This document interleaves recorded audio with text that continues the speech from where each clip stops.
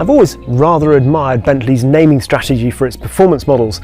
No random letters, just speed. And now there's a new Continental GT Speed, available both in the coupe, which we'll come to in a bit, and this, the convertible version here in flame orange.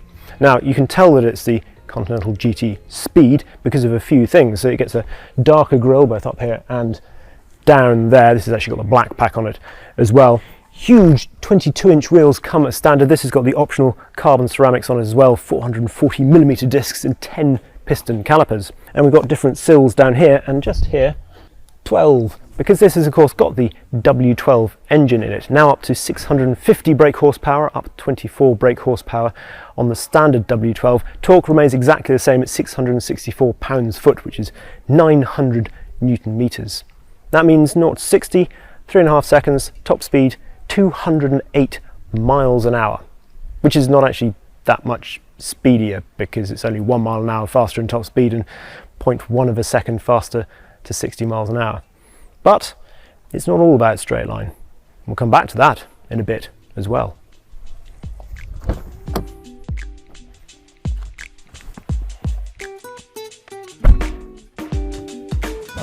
The W12 starts slightly more enthusiastically in the Speed, but as you set off, the 3-chamber air suspension feels as supple as a normal Continental GT.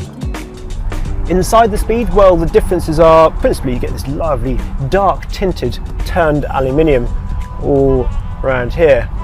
You also get the diamond in diamond quilted stitching on the doors and the seats. You get the little Speed stitched into the headrests back there, and you get half leather and half Alcantara, which obviously feels particularly nice on the steering wheel. As we left behind us the pretty, if narrow, streets of Vizzini and headed out into the hills, we realised we had company. This is what I like about Italy. You know, forget for a second the beautiful filming. We met these guys up where we were doing the statics, and they've got little refuse trucks, little dustbin lorries. And the guy behind me saw us and he set off in hot pursuit, and he's now pedalling the thing for all it's worth behind us and beeping. You have to love Italy.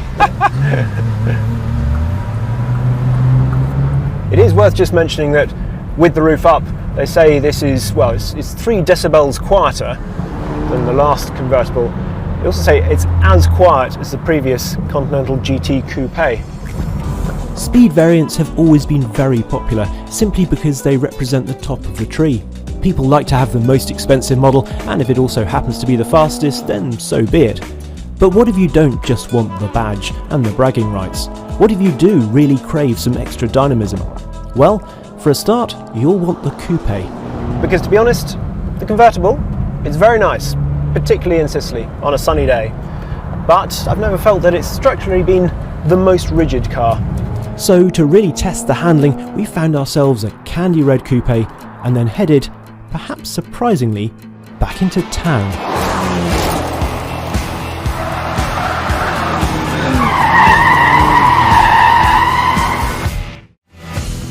From 1983 to 1991, Comiso Air Base was the largest NATO base in southern Europe, but no one has been here for 14 years. A lap of the facility first takes us round the 7 hardened concrete bunkers where BGM-109G ground-launched cruise missiles were stored. These were only designed to carry W-84 thermonuclear warheads. Then it's through the fuel station, combined fuel economy 20.6 mpg if you're interested, before a quick trip into the fire station, which ironically has caught fire at some point.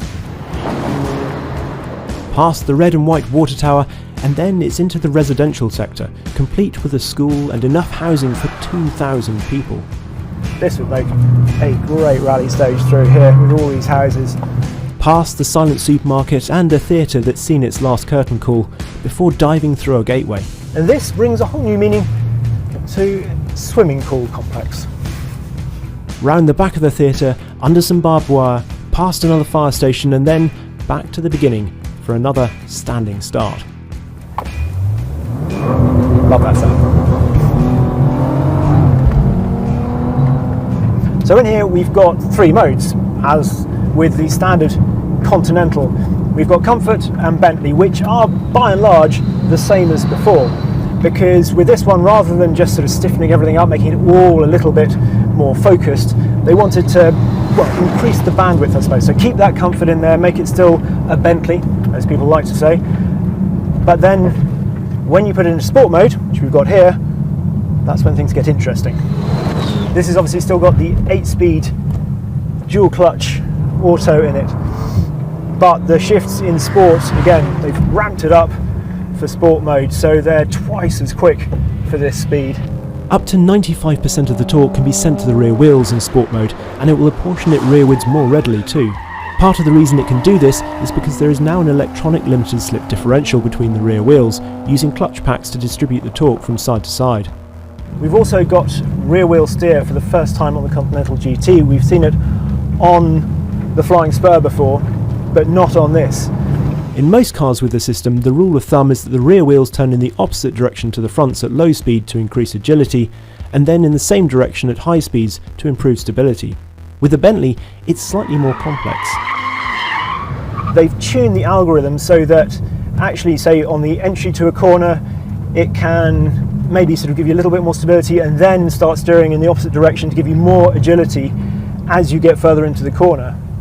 One of the interesting things with this is that they've changed the normal steering, as it were, so the rack at the front, which normally is a variable ratio rack off-centre. With this, it's linear because we've got the rear wheel steer, so in order to make it easier to kind of tune that rear steer and make it all work together, they've changed the rack, which is, I think, is interesting. I also think it's interesting that they've stuck with the standard Conti GT's P0 rubber rather than going for anything more extreme. It's another indication that the brief was to retain a real breadth of ability. It is definitely still a GT, but it's an impressively dynamic one.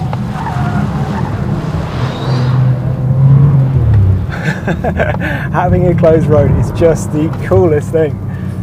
I love the fact that when this does step out, it still feels actually remarkably controllable. It doesn't feel like all that weight. Yes, you can feel it moving around because they haven't dialed the 48-volt anti-roll system up sort of so hard so you don't get any roll at all. So it does feel quite sort of natural with all that weight. You can work with it. And the really nice thing is it is still so precise actually. It doesn't feel like it's going to hang you out to drive despite being really obviously still a heavy car, and it still weighs, what, 2,300 kilos. Of course, for all that this is huge amounts of fun, I'm well aware that this is also not the real world.